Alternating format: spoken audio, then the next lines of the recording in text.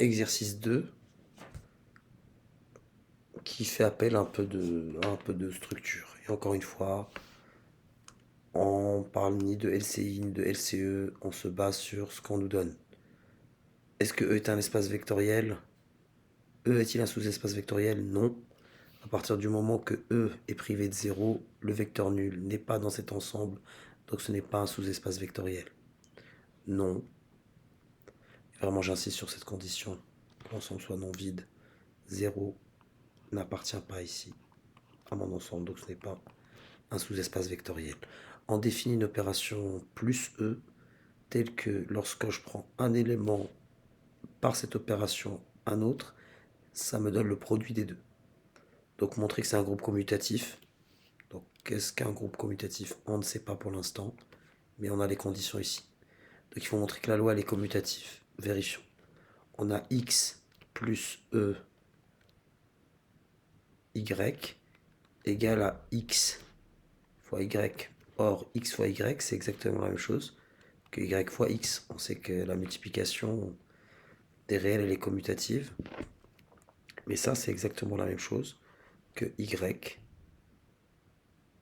plus e x. Donc il y a la commutativité. L'associativité, est-ce que les parenthèses changent quelque chose? Vérifions.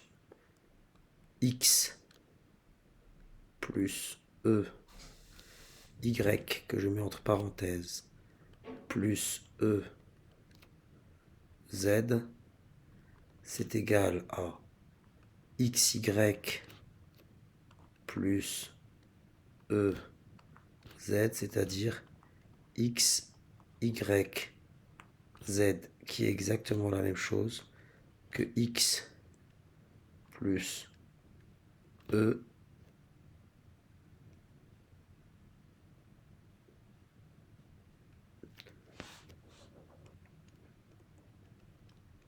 Y,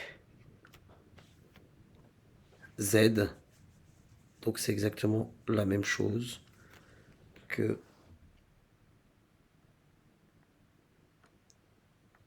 X plus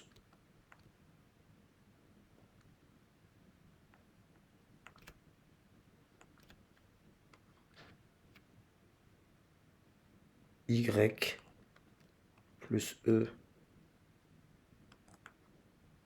Z. Les parenthèses ne servent à rien, entre guillemets. Plus E admet un élément neutre. Un élément neutre, c'est celui qui va faire en sorte que je retombe sur mon propre nombre choisi. Donc l'élément neutre,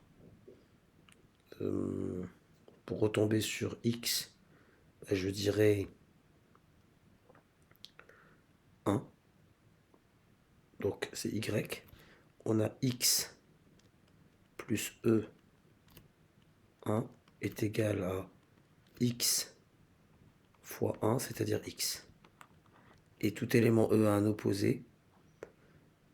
Bon, à partir du moment qu'on n'est pas dans... On peut ne pas prendre le 0, on ne doit pas prendre le 0 plutôt. Donc l'opposé de X c'est 1 sur X. Et on aurait X plus E de 1 sur X est égal à X fois 1 sur X qui me donne 1.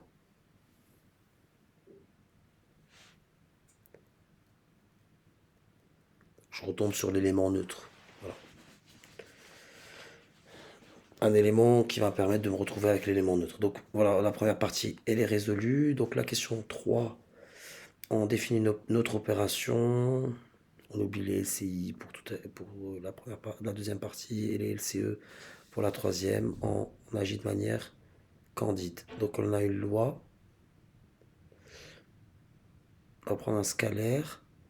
Par ce produit E, on va obtenir l'exponentiation. X puissance ce nombre.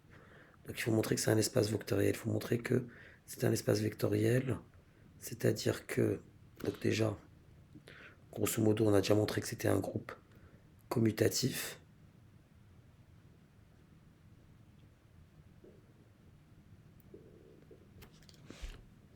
Maintenant, on va montrer que d'autres lois pour pouvoir mettre de conclure que c'est un espace vectoriel. Qu'est-ce qu'on pourrait faire? Donc, est-ce que la loi est distributive à droite sur plus E et à gauche sur l'addition des nombres réels? On peut tester. Donc, si on a un lambda et qu'on fait le produit de E par x plus E y, on obtiendrait alors la chose suivante. Si on le développe directement, on sait que ça vaut xy, et on obtiendrait alors xy, le tout à la puissance lambda. Or, si j'effectue le produit E de x et je lui additionne par E le produit de mon lambda par cet autre élément, j'obtiens ici x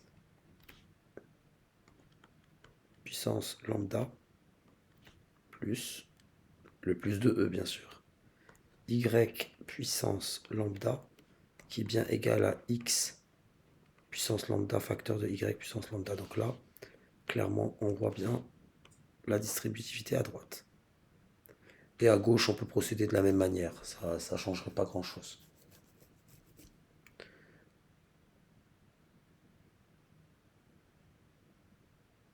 Autre chose. Donc, est-ce que pour tous les réels, j'ai bien la relation, l'égalité qu'on me donne? Voyons voir. Vérifions-le.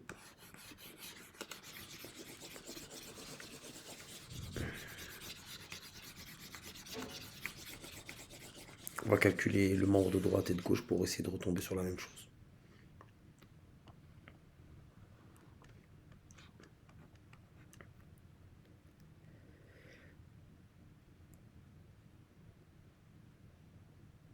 Calculons d'abord lambda mu, la multiplication de E fois x. Donc ça, c'est égal à x à la puissance lambda mu. Voilà, d'une part. Pour procéder comme au collège, d'une part. Donc ça, c'est pour le membre de droite. Et pour le membre de gauche, d'autre part.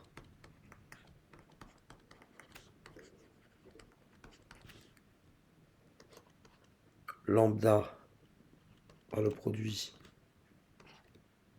de E, mu produit de E de x. Ici, j'aurai x puissance mu, facteur, plutôt multiplication avec la loi, et j'aurai ici donc x à puissance mu, le tout à la puissance lambda, c'est-à-dire x puissance mu, facteur de lambda, qui est exactement la même chose. Donc l'égalité est vérifiée. Passons au dernier point.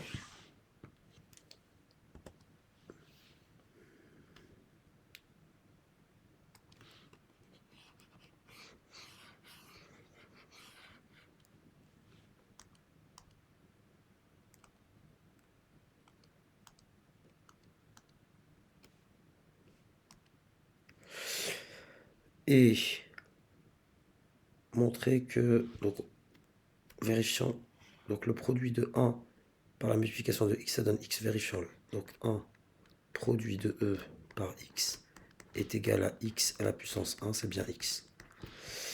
C'est un espace vectoriel parce que toutes les conditions sont vérifiées. L'élément neutre ici, pour plus, ce n'est pas 0, mais bien 1, qui est bien présent dans mon ensemble.